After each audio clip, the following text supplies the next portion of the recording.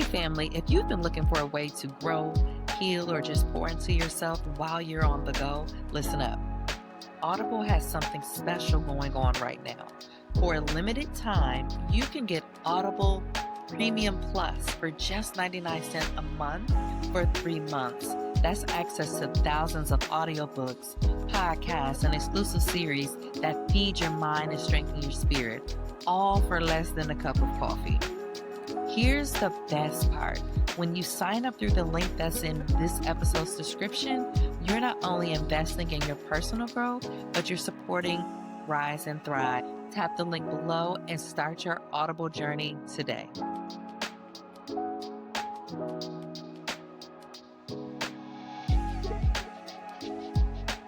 Good morning, and welcome to Rise and Thrive with Dr. J. Nicole, where we are rising in faith and thriving in purpose. Today, I am joined by Lamar Butler, affectionately known as LB. He is a young man striving for greatness, a graduate of the Alabama State University, and a proud member of Alpha Phi Alpha Fraternity Incorporated. LB has spent the majority of his life following the blueprint that was given to him by his grandmother. Do good in school, get a good job, enjoy life, and retire. While following the blueprint brought him much success, in January of 2025, he was met with an unexpected circumstance, and God is now calling him on a different journey. He's learning the power of trusting God and truly walking in faith. LB is a son, a brother, a godfather, uncle, and most recently, a husband who loves basketball, anime, and gaming. Welcome, LB. Hey, what's going on? Oh, that was beautiful. Hey, Thank you so much for that introduction. hey, it's your story. Look, I might need you to introduce me more often in spaces because I feel good. Ooh, yes, yes. Everyone says that, and that's always funny to me. I'm like, this is your story. Like, this is your life. These are things that you lived. I don't know if y'all hear something different when I speak, but hey, I'm I think it's happy the to way do you it, say happy it. to do it. But it's good to have you here. Thank you. It's an honor to be here. I'm so grateful for this opportunity. Yeah, I haven't seen you in 10 years since that HBCU Yes, White House initiative, like yes. HBCU All-Star Conference in 2015. We were in the same cohort. It has been so long, and we've both come so very far from that day and that moment. Absolutely. Yeah, yeah. It's a great moment, but I guess that's the beauty of like building your networks continuously along the way. And just staying in touch with people. And I guess that's where social media does come in handy, to be able to stay in touch with people and still have access. Yes. So today, LB and I are going to be having a very open and honest conversation about his recent journey of navigating administrative leave, a major career shift, and finding clarity in the unknown with powerful insight into accountability, healing, and past trauma, and the courage of waiting on God's timing. LB is going to open up about learning self, how to sit still, trust deeply, and grow intentionally. So whether you're going through transition, rej- waiting on God, or facing rejection after rejection, this episode will remind you that you're not being punished, that you are being prepared. And LB's story will encourage you, and it'll help you to not jump at the first opportunity, but to instead seek alignment with where God has truly called you to be. So you can expect some wisdom, some different insight and spiritual guidance. And hopefully this is going to be a refreshing take on what it means to be planted in purpose. Tell us a little bit about what led to your administrative leave and how did you process it? Oh, okay. So that is a it's one of those questions where like you want to just be flat out honest, but then you because of the space and where I'm coming from, it's like, do I play the political game? But the honesty behind it is we had a president elected in November that did not agree with how the previous administration ran things and did things across our government. So when that president got in January, one of the first Hmm. things that they decided to do our current president, what he decided to do was kind of pull back all DEI and DEIA kind of initiatives. And I was Correct. originally brought on as a fellow with AmeriCorps, an amazing agency that honestly shaped a lot of my professional career because I started as a program member, I brought on as a fellow for the work, and then the next 5 years of my life, from 2020 till January, I was all working for them and doing different work. But because I was aligned in the DEI and DEIA space, I was affected when they came on and said all things DEI are put to a halt and all people working in that space were immediately put on administrative leave.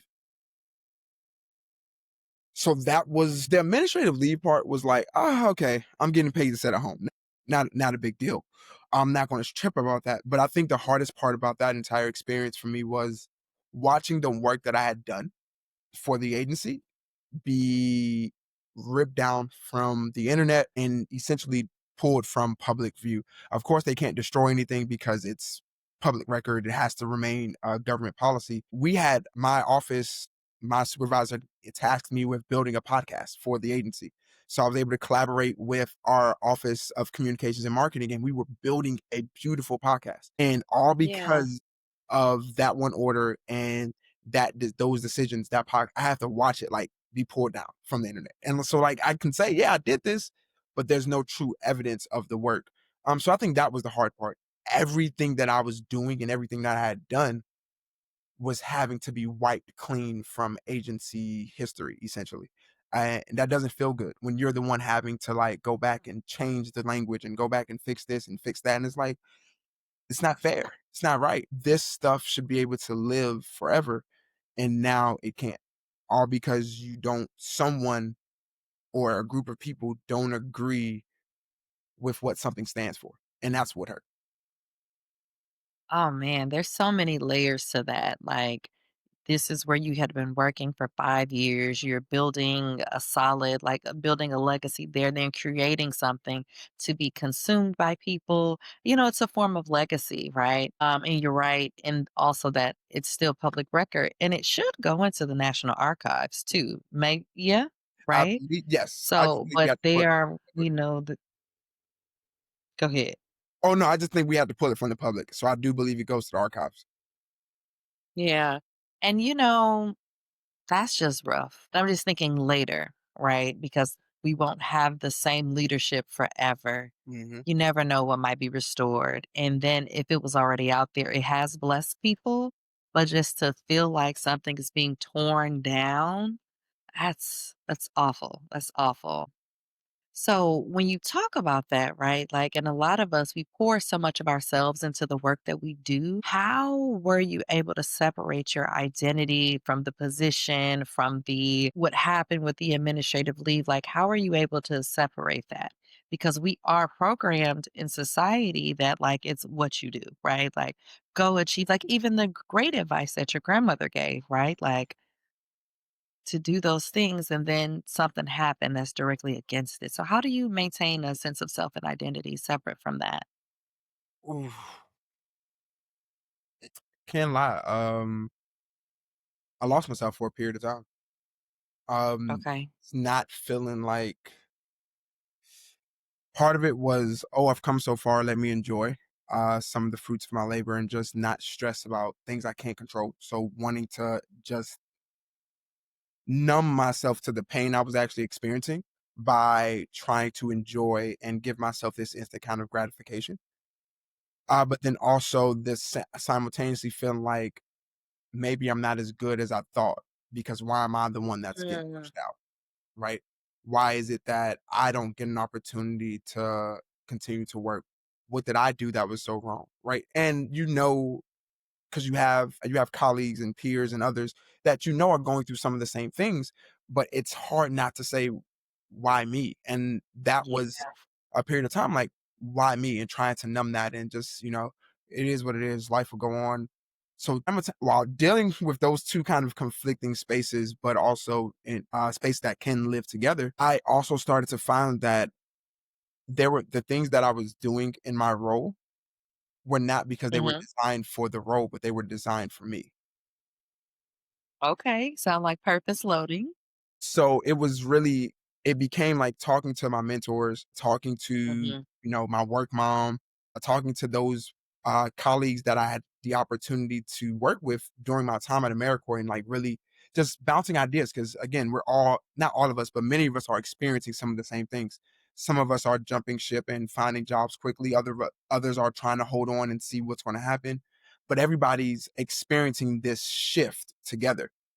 And my mentor Yes. was just telling me how I got my final promotion before, the administrative leave. He was reminding me how I interviewed and reminding me how I stood for and I was able to explain what I did, not, how a team did something, but the work that I was responsible for, the work that I had impact on leading. And so that started reminding me, oh, wow, Lamar, you were never supposed to be doing outreach work in that role. But because you were good at connecting with people, because you understood how to share the AmeriCorps story, because you were able to break down the programs and help young people understand their options, it became something you were able to do. And they believed you had a supervisor that believed in you.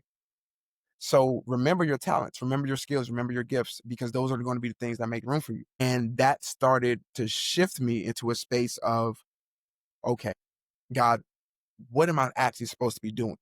Like, I don't want to have anything taken away from me. And again, I'm tired of doing things and building things and having things, and someone else is always having the final say.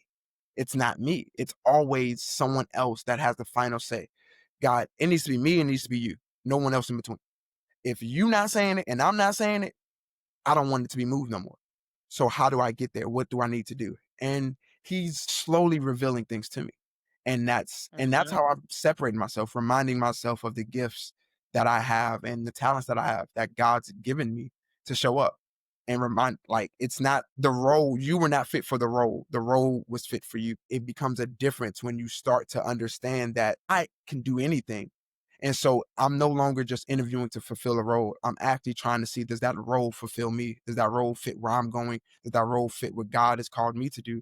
Because that has given me so much power, even in the job search process, to go in an interview and like hear what they're saying and understand that I don't have to say yes right now. I don't have to. Is that Right. God, is this what you want me to do? Is this the type of work I should be doing? Is this how my time needs to be spent? Am I going to be impacting or in the right with the right people that you need me talking to, shaking hands with, rubbing shoulders with, sharing my testimony with? Is this God? Is this it? And if it's not going to feel good. I'm not going to have peace with it, and I'm not going to desire it. Wow. There's so much in there, right? So I could hear like your journey to acceptance, right? Like, because it's a form of loss that you went through, right? And I also hear how you went from like your identity being up for grabs and in the air to really getting it back grounded in God and how God answers prayers. Like, and it doesn't always look like what we want or what we think Yes. because his ways are not our ways. And as you were just talking about it, and you're like, why me? And what did I do wrong? That's what the enemy wants you to think that it's you because I personally believe that it's always a lot of this is about identity crisis because if the enemy can confuse you about who you are and whose you are and why you are, Come on now. he can have his way with you. He can have his way with you. And so this is the danger when we tie what we do to who we are, right? Mhm. Mhm. Unless we're literally operating a purpose with God. And even with that, depending on our personalities and if we start to idolize it, that can become a thing too. But we're not going to go down that rabbit hole. Um, But exactly. So there was a pruning, if you will, because you felt like something was taken away. yeah. But if you want to do what God wants you to do, He does have to move things. I was literally sharing with a client yesterday. I looked out my window and I was like, just like looking at the leaves, and it just made me think of transition. Mhm. Every single year, leaves fall. The leaves have to fall in order for them to make their full transition and prepare for the next season. Can Mhm. you imagine trying to hold on to all the leaves? God is trying to take things away, not to punish you, but to make room. And there's so many things that look like they're dead, Mhm. barren, desolate, but we just can't see what's happening on the inside. Mm, That's mm. you're in that. So like there's the pruning, the falling away of the things, but also our gut listen, how do I want to say this? Because sometimes I can be very funny and relatable with God. And Ooh. I'm like, it just makes me think about where I think it was a conversation that Denzel Washington and Jamie Foxx were having. And Denzel was like, I'm gonna round away. I'm leaving here with something, right? And I feel like that's how God is with us. You are not going to leave empty handed. While you obviously felt like there was a stripping away, you didn't leave empty handed.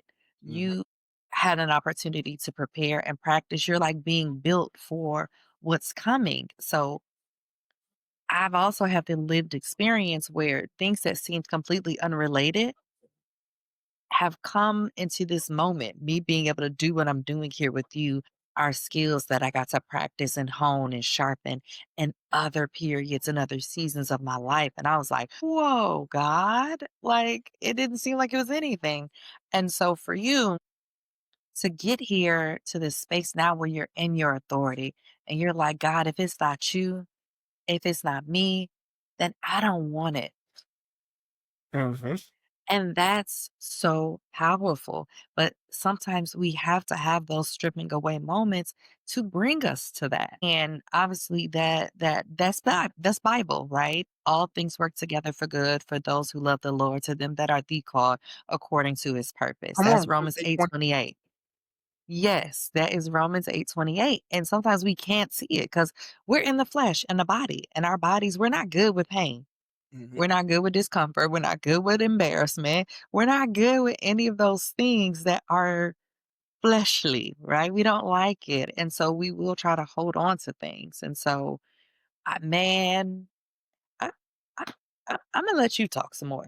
So, what did you learn? What have you been learning more about yourself during this time? Because I'm just excited for you, and I could just keep talking about all the stuff that I'm hearing that is going to be amazing. God is God is really working, and He's proving all the prayers for wisdom and knowledge that I've asked for since growing up.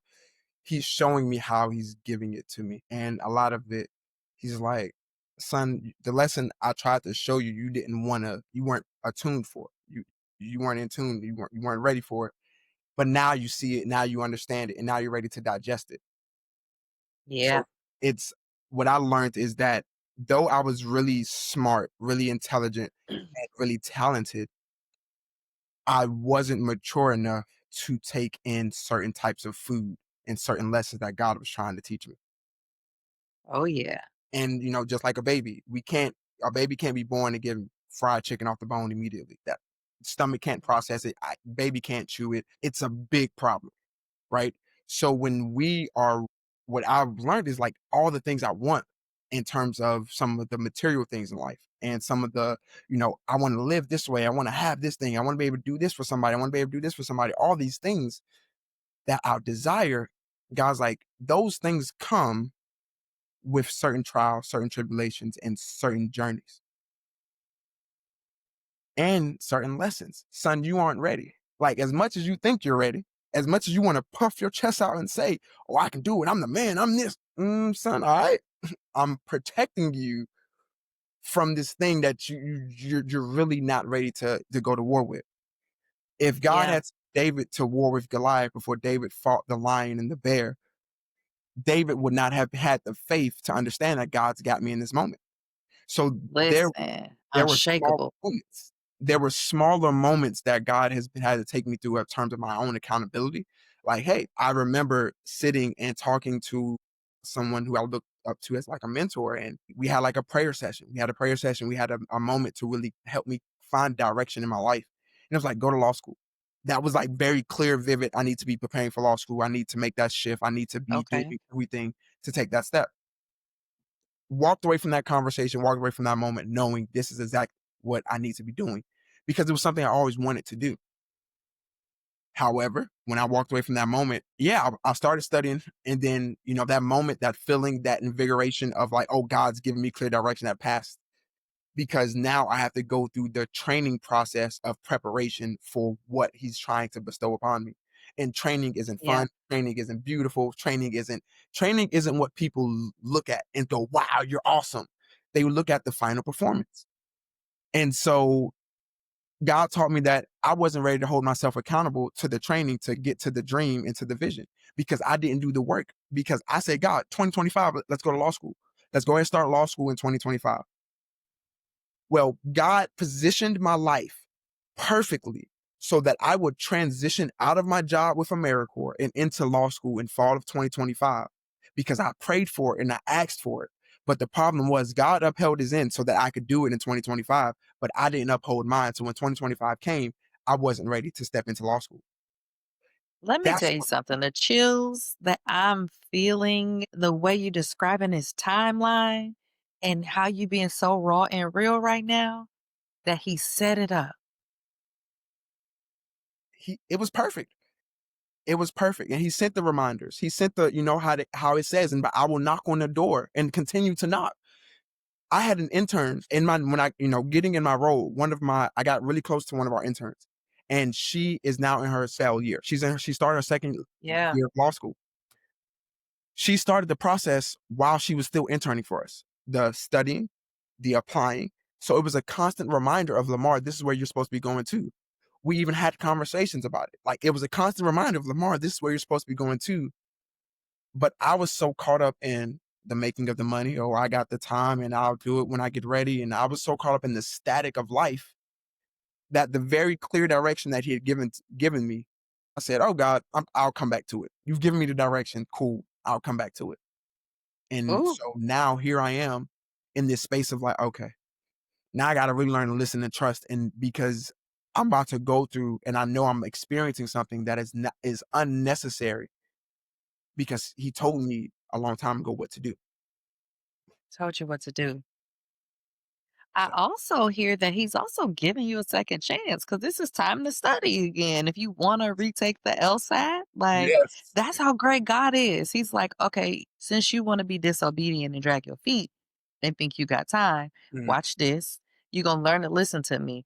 And I'm going to be graceful, give you mercy, or be gracious and give you mercy. And you got time to study. Yes.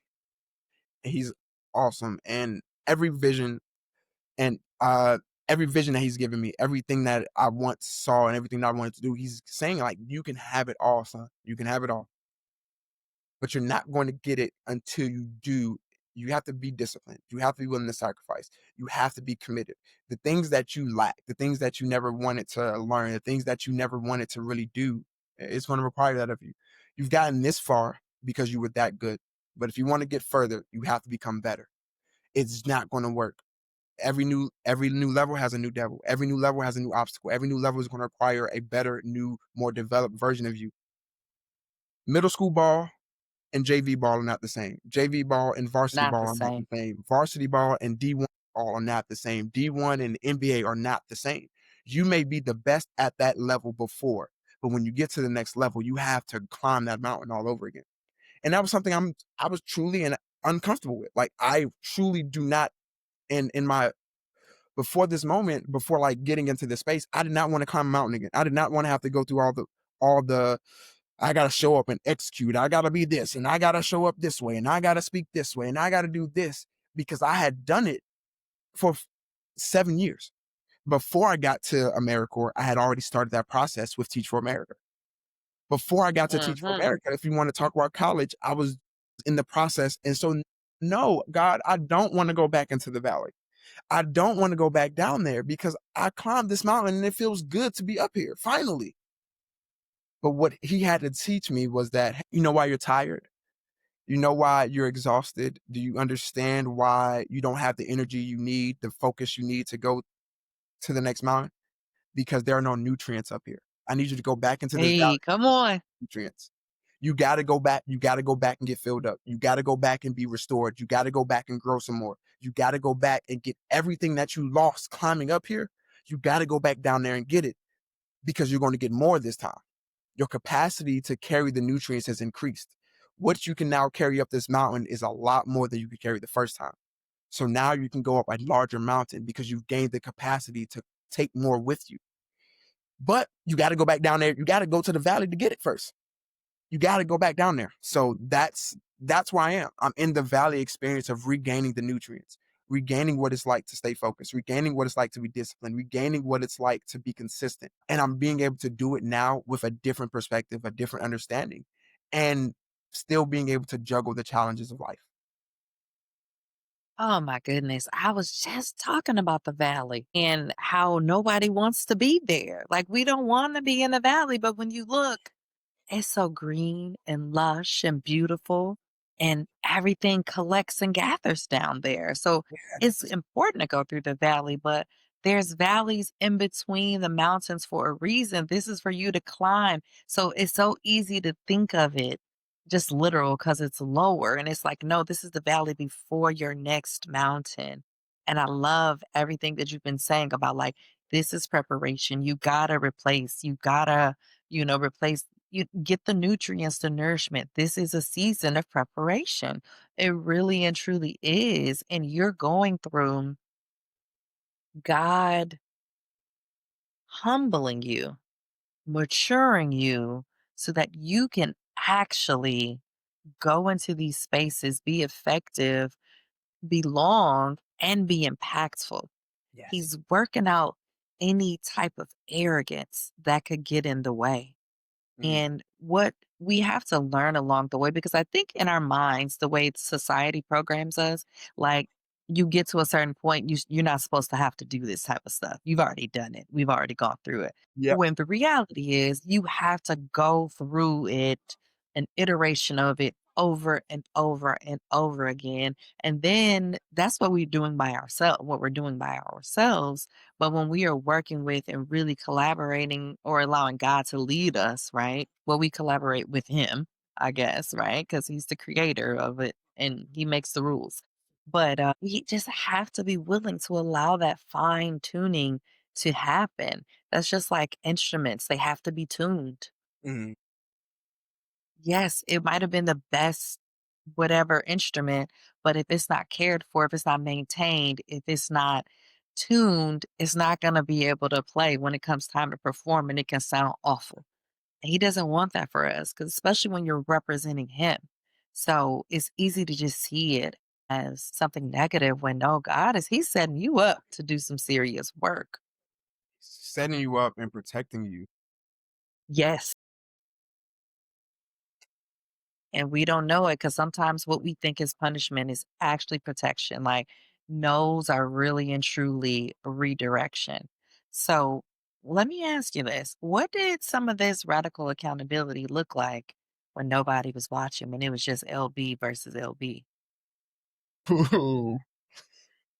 So part of it is making sure I get up, and at first it was just open my Bible app, just open that up, open that Yeah, up, I see you be active in there.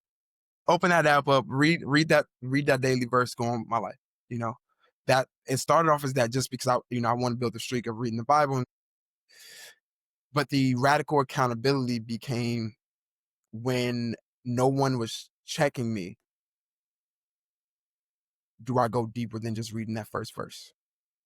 Okay. And then it became, I'm going to read the verse, listen to the video. If you know the Bible app, it has the video that explains the verse and gives a brief testimony with it. Then it gives you a passage to read, and then it gives you a prayer. And so it was like, okay, we're going to go through this whole refresh, this daily Yes, refresh. love the daily refresh. You love it. So it's like, go through that. Then it became, oh no, this is not enough. I need to be reading scripture. I need to really be reading it. And now it's, oh, I want to get through the Bible in 365 days. So I started that in January, and I'm almost done. We're almost back in Same. January, and I'm almost done. And it's exciting because when I hear things now, even though I can't say, oh, I can tell you the exact verse and chapter. No, no, no. But these stories are no longer unfamiliar to me. The Correct. problems with the Elisha and the Elijah, like those problems that people have of not knowing these are different people, they're similar names, but different people. Like I can tell you Nah, they're different. Like, I can tell you certain things because I'm reading and I'm understanding, but with that, it's also the accountability of attuning myself to now get God's revelation. Because I've started reading more, because I'm intentional about the time I'm spending, God's able to show me things in the Bible that I wasn't able to see before. I can say I was sitting in I was sitting in class with the youth of the church, and we were talking the story of Samson. And if you know Samson's hair, the Delilah, everything, just showing that story. And I was like, and God revealed to me how Samson, not only was he a judge, but he was a foreshadowing of Christ because he was Mm. betrayed for silver. He sacrificed himself to free Israel from the Palestinians. And, it was a lie that set him up. So it was like there was so many congruencies between what we were reading and studying in this judge of Israel in Christ. And it's like, yeah, this is the type of stuff I can show you when you read and walk with me. I couldn't show you this before because it wouldn't have made sense. It wouldn't have made No, sense. But now you see it because you understanding Christ is not just this one figure in this one moment in this one time, but you're starting to understand how the whole Bible points to him. The entirety of the Bible points to Jesus Christ. I couldn't see that before. It's like, oh, it's just a history book. Oh, it's just a story book. Oh, it's just this, it's just that. Nah, it's the testimony of Jesus Christ to show you that you are who you are before you come into this world and long after you leave this world. You are who you are. And everything about it is going to lead to what God wants from you and for you. Because everything in the Old Testament, no matter what they tried to do, no matter what they said, led to Jesus Christ having to be here. Everything in the New Testament, no matter what they did, no matter what they tried to, led to the fact that he's coming back. And this is why we need to do certain things.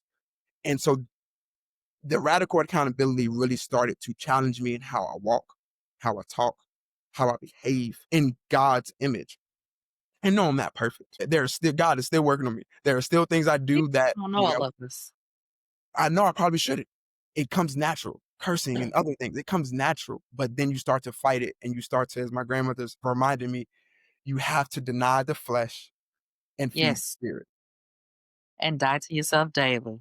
Yes. So all this accountability is refocusing me. When I don't want to go to the gym and I'd say, oh, I'm gonna just sit here and play the PlayStation for the next 10 hours. Nah, get up, champ.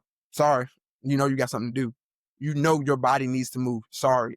It feels good. Yeah, it feels good. You know you got some money. You ain't gotta go work for that money right now. You know you got some money coming in. You know you're good. Nah. What comes after? What do you want to Yeah. be able to do later? And so it started challenging me that in the moments that I would normally be idle, the moments that I would try to enjoy or reward myself for not doing anything, give yourself something to reward yourself for. Go work out, go hit that mile run, go to the gym, go play basketball, go read a book. And the challenges of not always doing it for super long periods of time. But if you don't read, challenge yourself to read 10 books a day. Not 10 books, 10 pages a day. Read 10 Yeah. pages a day. And then you just get into this habit and it's like, oh wow, I actually want to continue reading this book. Now I'm at a really good part and I don't want to put it down. You thinking about it in between. Yeah. Exactly. So now it's just these small things. The radical accountabilities just started doing this, finding and forcing yourself to do the little things. Do the little things Oh, that man. add up to the big ones. That was so powerful. Like, and there's so many layers that are in there. So accountability created space for you to see yourself and to really grow. And so many different scriptures were going through my mind as you were talking. Like, he who has ears, let him hear. You know Mhm. what I mean? He who has eyes, let him see. Then I'm also thinking, well, my sheep know my voice. And how are you going to learn the voice of God if you're not in the book, if you're not in his word? Yes.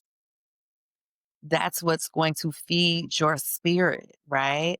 And these times, like we really, I don't think, or maybe I'm just late to the party, but I don't know if people realize how much every day we are really fighting for our spirits, that we are engaged in spiritual warfare and we don't even know it. And it's so simple or may not even recognize it. The amount of time you spend scrolling, attention, distraction, that's the enemy. Like you said, the video games. It's easy to do that. Binge watching things. Now, sometimes we do need a break, but think Yes. about how people literally they just get lost in it and then they procrastinate. And then at the end, when the deadline is coming, and we'll use an exam, right? Because I'm Mhm. I'm getting ready for another exam that I got to take, right? This Ooh, in December. So I'm like, child, I started getting my prep stuff together, but it's like we're not gonna do is do all this other stuff. It's go mhm. time. You have a date scheduled. It's go. You know what to do. You've done this before, Yes. but that version of us that's just like, or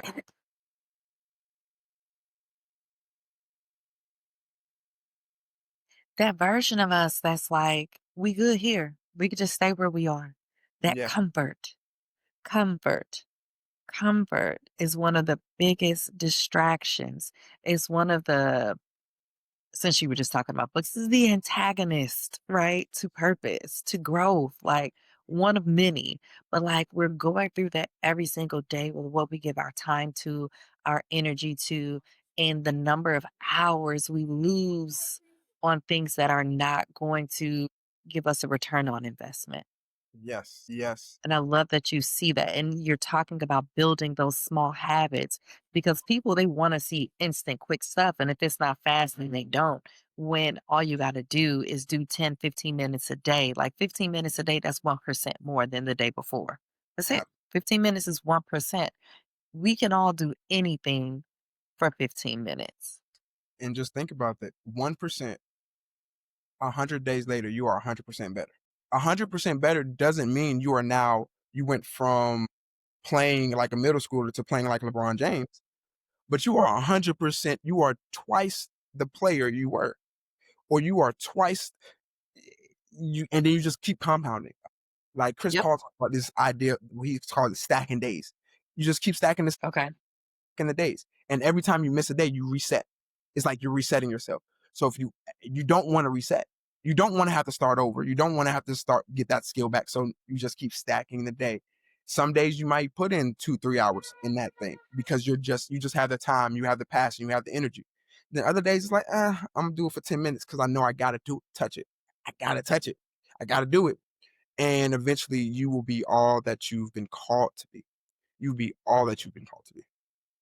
And also, something that I've learned in the last like year and a half. So, really, when you put God first, time expands for you.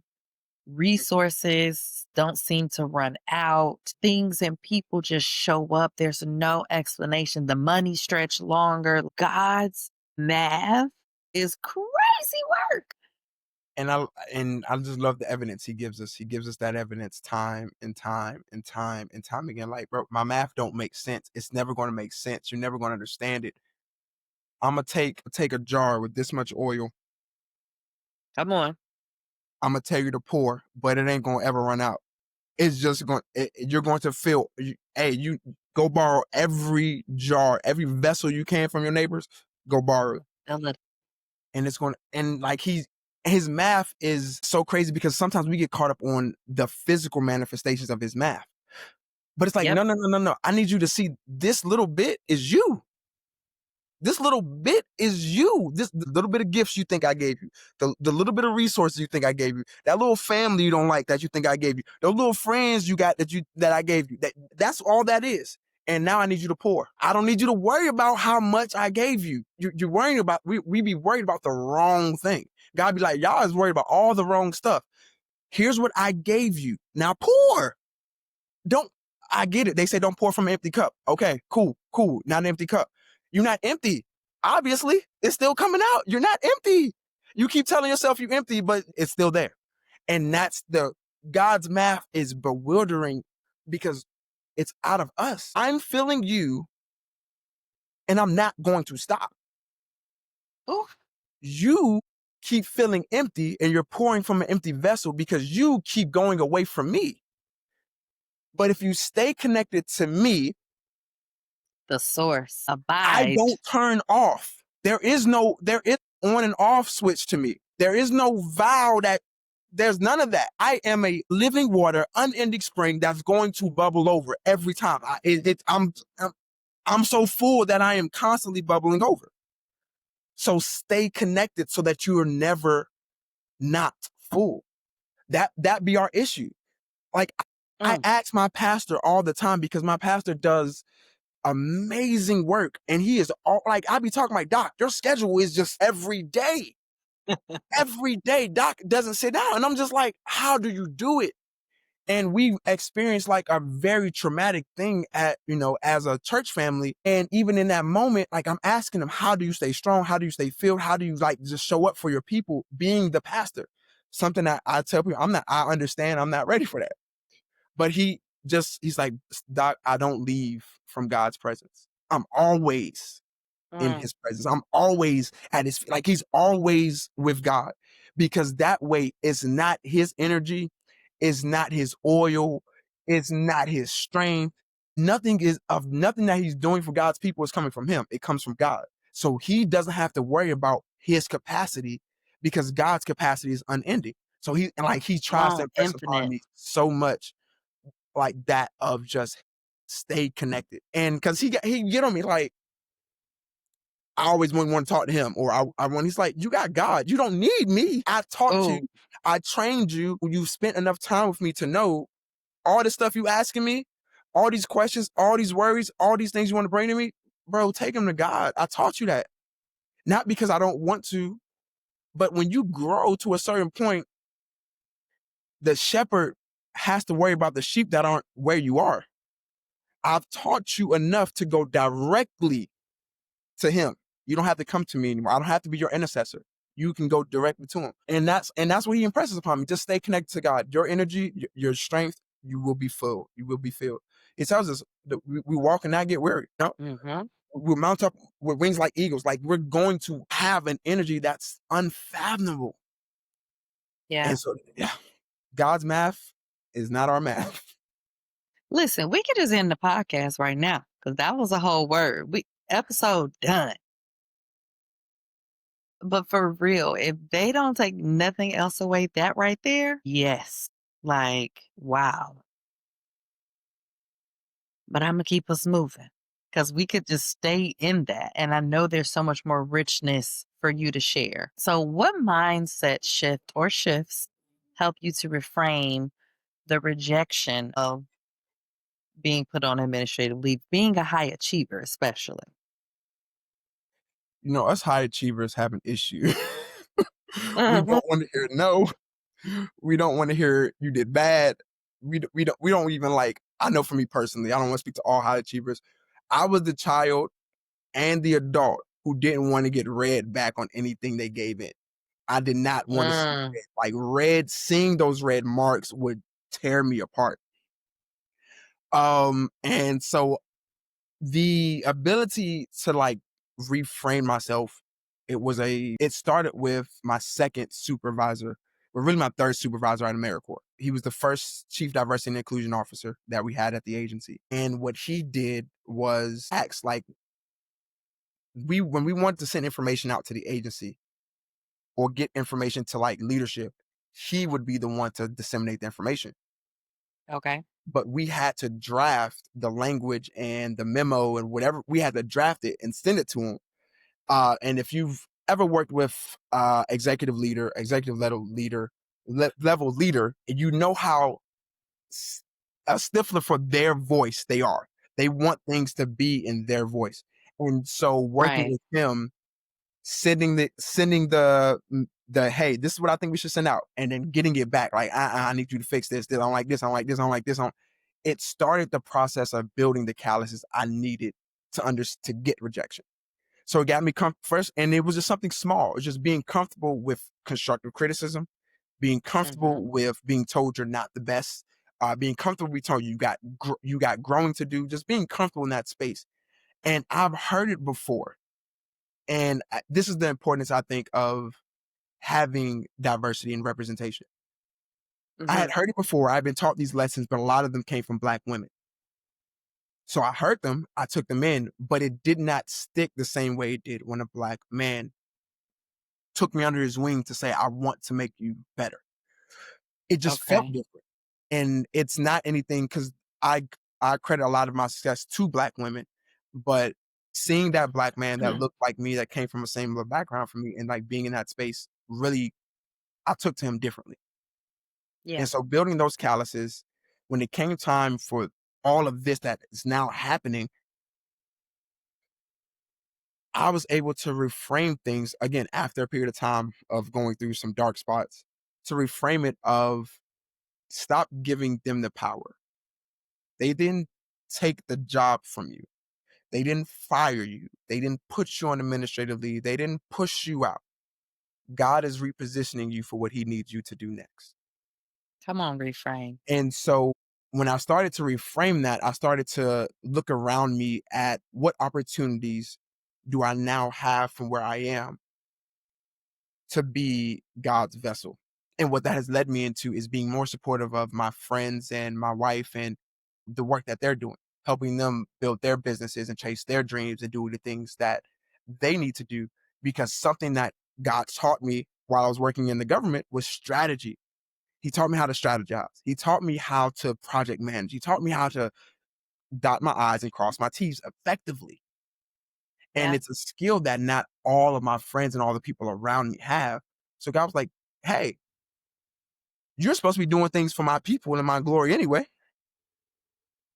So start doing things for my people in my glory by helping your friends achieve, Right by now. being the one, by they need some help. Go be help. Don't worry about where your money's going to come from. Don't worry about how I'm going to protect you. Don't you see the lilies of the field and how finely they are dressed? Your father loves you. Don't you think he's going to Mm, take care of you just that good?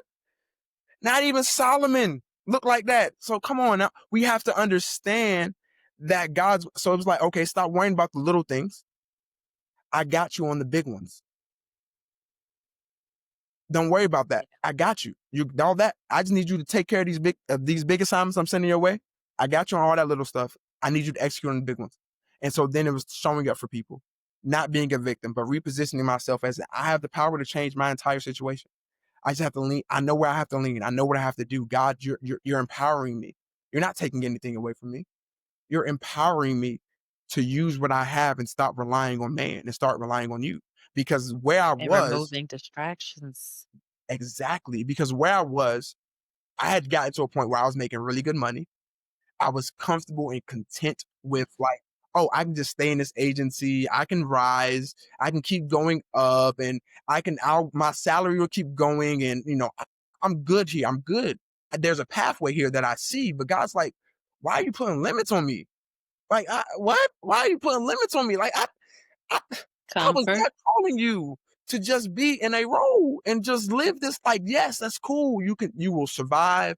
You have a nice life. You might be a little happy, but you're gonna miss out on all this that I got, and I want you to have it. And sometimes, and I truly believe He's going to fight for us to have what He desires for us to have until the day that we go home to see Him. Until we can't do it anymore, He's going to continue to fight for us to have what He wants us to have. And so that's what it was. I reframed my entire thinking of not being this victim in this. I'm not. I'm Mm, empowered to take control of my life now. I'm empowered to really use the knowledge, the wisdom, the understanding that He gave me, and not just coast, not just continue to rely on this paycheck, that this agency that was created for man to do man's work, to be what man is called man to be.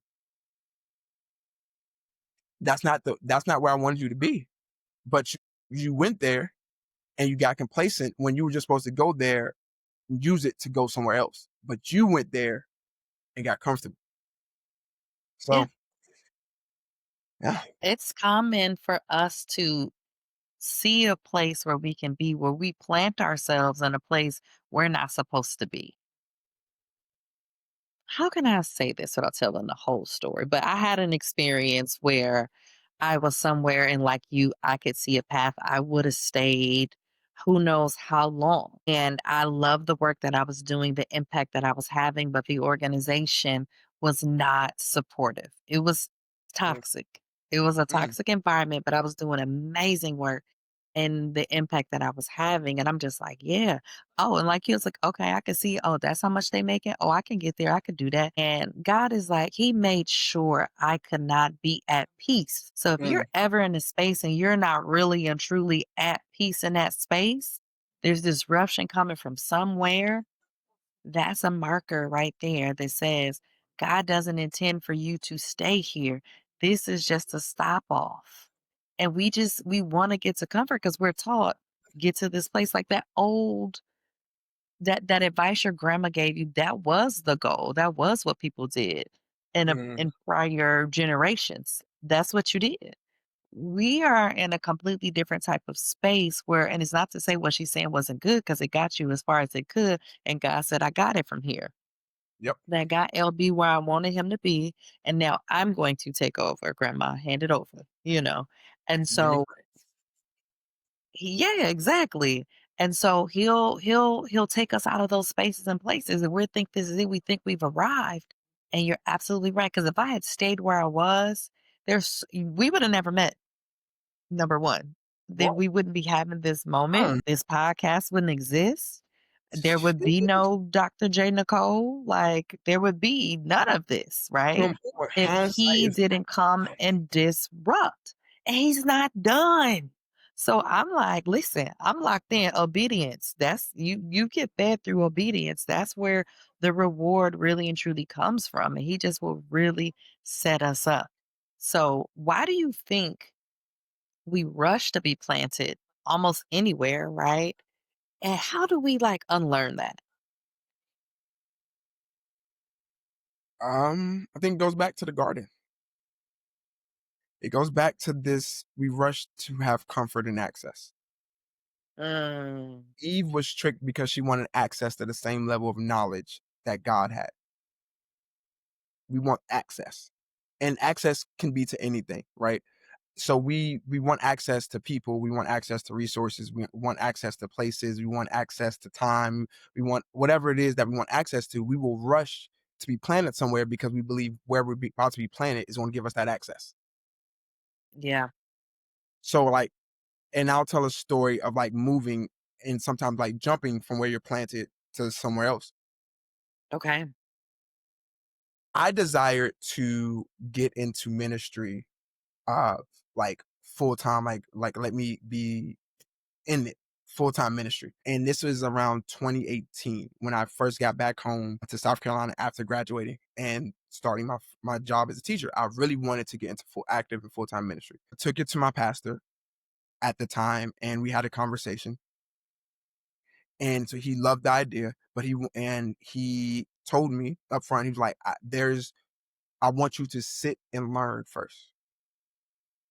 So he wanted me to sit at his feet. He wanted me to like be with him, go when he goes and speak places, go with him speaking there, show up to church, you know, learn, like really be connected to him to really see what ministry is like and live that And get life. the rhythm, the Yes. business. And Uh-huh. that's what he wanted So me you to don't do. have to build it while you fly it. Boom. So that's what he wanted me to do. Um, And, when you're in that phase, you're also given other tasks to show up in the church. So things that may not seem important, but things that I want to see, can you just be obedient? So it was like, hey, can you do the announcements for the church? Like, so I'm, creating announcements. I'm doing voiceovers, or I'm walking up to the front and reading off the announcements for the church and things of that nature. And I had done that for some time, but I was ready to start speaking. I had been speaking since I was 12. The first time I stepped on anybody's church or in the pulpit to give a sermonette, I was 12 years old. So here I am, what, 20, 22, 23?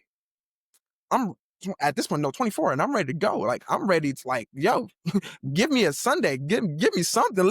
Give me a Wednesday. Let me do something.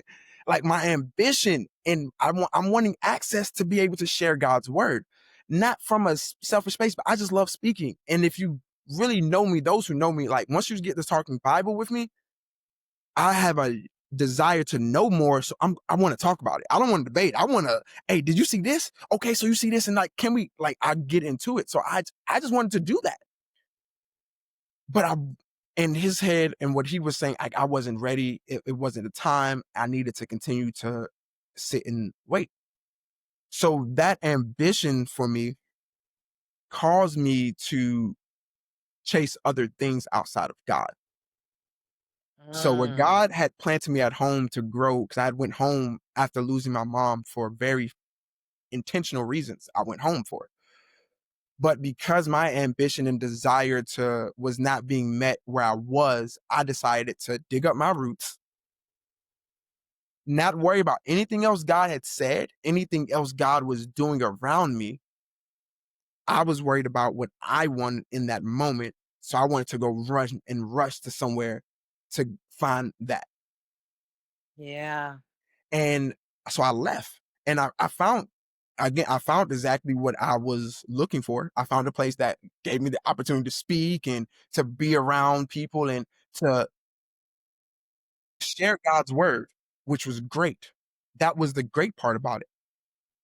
The bad part about it was all of those relationships and all those people weren't the people God wanted me to be doing all this stuff with. So I wanted to rush into comfort, into a place where I feel validated, where I feel heard and recognized, where you hear I. That's all these Yep. I's. And God was I hear like, that pride. no, that was never the purpose in the first place. Like it wasn't about you and what you wanted. But that's what I rushed to. And then I found myself in an environment where I gave way more than what I ever would receive in return. Mm. And that's not what God wanted for me because I wasn't in a space in my life to where I should be giving in that way. And so I think it's super important that we recognize those things and so when we rush to plant ourselves because we feel that comfort, we could be a type of plant that needs to be in a tropical rainforest. But Right. we just planted ourselves in a desert or in the savannah. These are not the same climates and these are not the same situations. These are not the same type of So environment. good. They don't have the same nutrients. They don't have the same predators and prey. They don't have the same pollinators. Nothing that a plant needs is the exact same in these locations. So it's like we've rushed to go be planted here in the savannah where it's, oh, I get the sunshine and, oh, there's some animals here and it looks so beautiful. And it's not all shady and muggy and the clouds ain't in the way and the rainforest and all. It's beautiful. But now you're getting burnt because you needed the cloud cover to protect you from the sun 8 out of the 24 hours of the day. But because you left, So you only are good. covered 2 hours of the day. So now you're overexposed for 6. And it's just this thing of like, we be wanting to go where we think we're comfortable. And God was like, I gave you the environment I needed you to be in because there are things you don't understand about you yet that I'm protecting you from. I'm protecting you Mm. from you. Mm. It's like like when people rush to go to Atlanta or to LA or to the big city because they're tired of living like the country, the slow lifestyle, right? Yeah. Before they're ready to go. I'm not saying jumping out on faith if God has told you to go is wrong, but if you jump out there before you're ready, those are the individuals you start to see going through the chaos of the big city, the people that get taken advantage of and are called the country bumpkins, and the people that don't know nothing and they're easy play in the big city because we went to an environment that we weren't supposed to be planted in and planted ourselves before we were ready. Maybe when you get to a certain point, you are able to replant and now deal with that new environment because you've built what you needed to build for yourself. The understanding, the toughness, the finances. We be wanting to jump places and can't even afford to live where we are. But now we want to go to jump and live in a higher tax bracket. Why are you Okay. doing that? And God didn't tell you to take that risk to go there. God said, hey, I need you to move from this place to go here. Or he might have just said, I need you to move from here and I'm going to show you where I want you to go. But we said, I don't like the idea of you showing me, so I'm going to pick where I'm going to go. And so Mm. we set the destination. And unlike Abraham, we don't just leave and say, God, show me. We say, God, this is where I'm going. Now I need you to align Help with that me. plan. No. Yeah. So I can talk about that all day because it's literally my lived experience.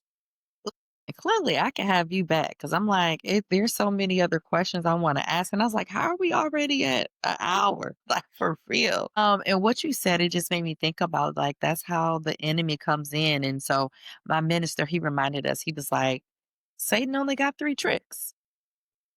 And Mm, so of course we automatically thought kill, steal, destroy. And he was like, no, lust of the flesh, lust of the eyes, and the pride of life. Any mm, of those things are going to any of it is going to come back to those 3 things. that is good. Yeah, That and I was like, but it's plain, it's written, but it was just like him just dropping it. I was like, yeah. Anytime we want to do or we're trying to get ahead of God and don't want to wait on God, lust of the flesh, lust of the eyes, pride of life.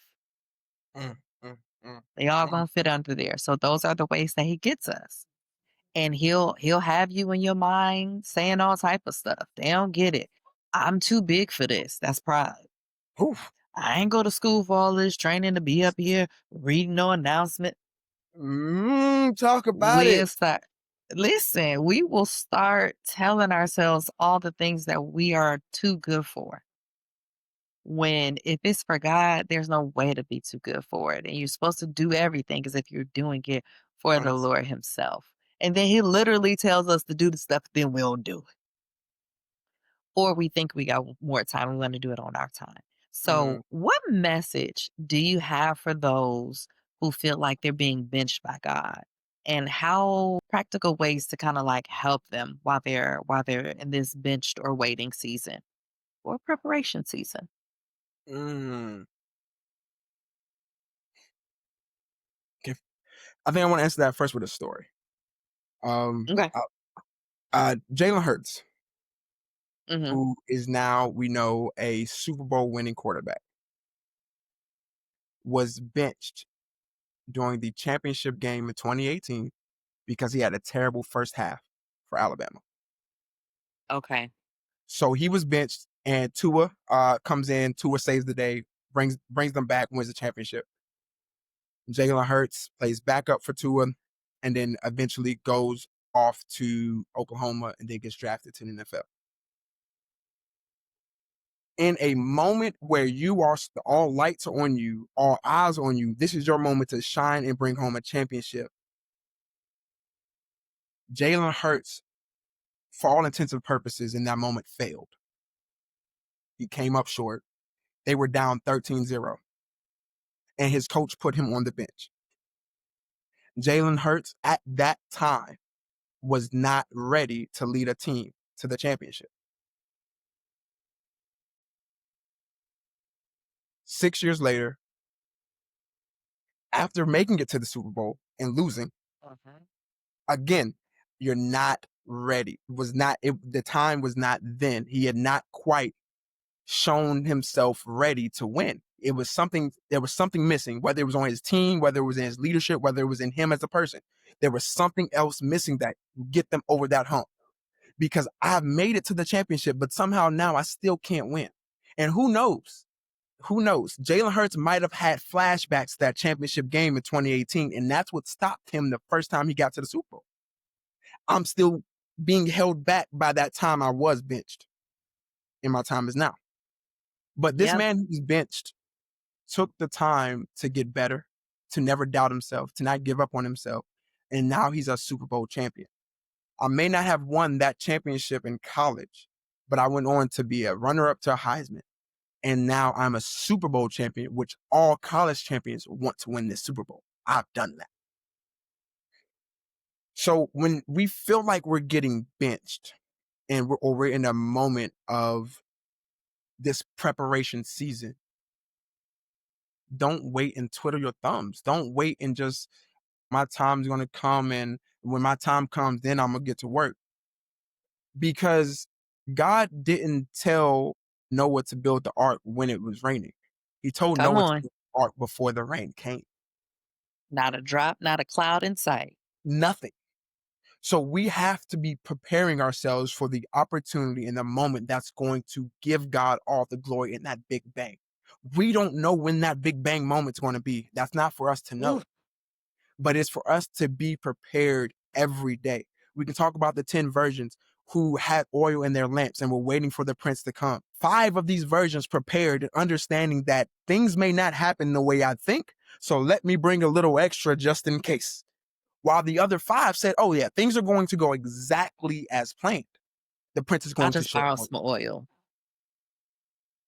But the problem is, God does not always go according to our plans. That there's a delay, there's a holdup, there's a redirect. And so when that happens, you don't want to be caught with no oil. So we got to be prepared. We have to do it. So if we know, and I'll talk about this on my podcast that's coming, it's going to be dropping Come soon, but on. talk about like if we really are going to have faith in this dream that God's given us, wherever that vision may be for us, then we have to every day work towards it. Whether we see it actually happening and coming to fruition right now or not, we have to know that God's going to show up. God gave Joseph a dream that he was going to be above his brothers and be at such a high position when Joseph was very young. Joseph told his Mhm. brothers this and was thrown into a pit. And from that position of being in the pit, how, God, are you going to make this dream come true? I'm about to be dead. But then And I'm then he so, went to jail too and sold yes. into slavery, all of it. And he goes through all these things. And at no point is it like, okay, God, you told me this, but what's going on? But he never loses faith. He never stops being a good person. And he continues to trust that God, whatever you said is going to come to pass. I just need to keep trusting in you. And then he ends up being the right hand of Pharaoh. So Yeah. there's only person that has more power and authority in this kingdom of Egypt. And if people know Egypt, you know how powerful of a nation that was. The only person was Pharaoh. So we have to be willing to trust God, even when it doesn't seem like the vision he has for us is coming to pass. Continue to work, continue to improve yourself, continue to show up, continue to operate in excellence, because he will. It may not be in 1 year. It may not be in 3. It may not be in 5. It may not be in 10. Jesus Christ didn't start his ministry till he was 30, but he could have started it when he was 9. He was kicking it in a temple as an adolescent. Mhm. So he could have been Okay, maybe started. not kicking it, but He was, oh no, he was answering questions. He was kicking. He was talking and answering questions. And I hated, like, you got to be that young and to be in. So if Jesus Christ himself said, I ain't got to pop out till I'm 30, we don't have to worry about being pushed or forcing ourselves to do something before we are ready, because there's a divine timing to everything. We just need to stay attuned to yes. God. God will prompt us when it's time, because when God was ready for Jesus to start his ministry, he had Jesus go get baptized in front of people. And then he took him into the wilderness to be tested, Mm, because I believe your time is now. But to ensure that you're ready, there's one final test for you. mm. So let's go. I anointed you in front of people, because when you came up out of water, the Holy Spirit came down like a dove, and from the heavens, sir, this is my son with whom I am well pleased. Yeah. So I've anointed you as my son. The world now knows you are my son. So son, don't let me down. We got one test before you can go out and start doing what you've been called to do. One more. But it's going to be you. It's just going to be you. And everything I filled you with is you, and everything I filled you with versus the main enemy that we're going up against. Go out there and come back victorious. So he led them into the wilderness before he could ever start his ministry, because he had to test and make sure his son was ready for what he was going to be stepping into. And so that's for all of us. We are going to get benched for a while, but when our test comes up, we have to show ourselves approved.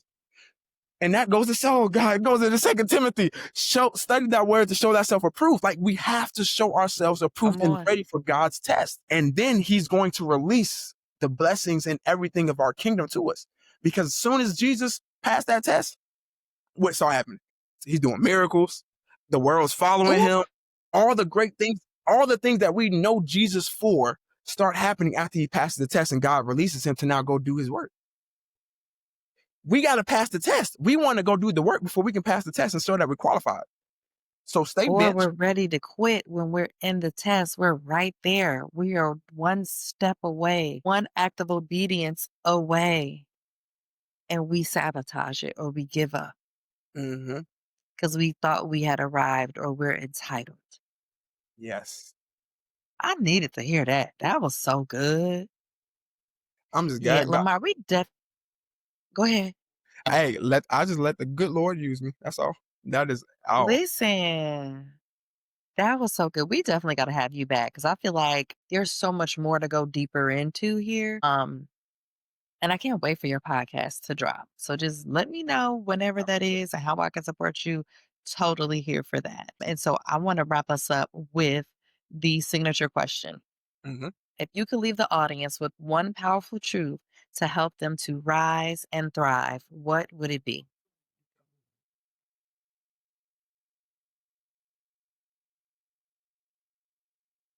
Faith is the substance of things hoped for, the evidence of things not seen. And hope stands for healing, being optimistic, finding your purpose, and enduring. So you need to heal from the past and all the things that have hurt you. There's tons of stuff that we've gone through that's hurt us. We have to heal so that God can truly show us where we need to go. We have to have an attitude of optimism because it allows us to not see life from the victim mindset, but see life as I'm empowered to take control. And everything becomes an opportunity and a lesson to learn. We want to find our purpose because I truly believe that all people are given the purpose to love. So we're given the purpose to love everybody around us and to act in love. And once we begin to do that, God unlocks the purpose that is unlocked by our gifts and our talents. So until we love, until we move in that space, God is never going to truly allow our gifts to make that room and tap us into something else. So we have to move in purpose of loving others and we have to endure. The swift is not to the strong or the quick, it's to those who endure. It is to those who are willing to go through the fight, to go through the struggle, to hold on when it gets rough, when when it's dark, they're still there. Those people are the ones God can truly use because then they're willing to share their testimony of endurance and how He came through. So if we can last and hold on until that very last second, God will show up all times. So if you can hope and remember that faith is the substance of things hoped for, and remember to always keep hope in your life, everything would be all right. And God's always going to be there. All right, that was a word. Thank you so much, LB, again for just gracing the Rise and Thrive audience today with your wisdom and your lived experiences. And I think you just gave so many good examples that can help people break it down. So, like, some people are in different places of their journey and they do need someone in between to give them a metaphor or an analogy to really help them to digest it and create that thirst and that hunger. And so I just pray that it touched who it needed to touch in this moment, whoever's watching, whoever's listening. All right. Well, audience, this is where we're going to shift to you. I want you to reflect.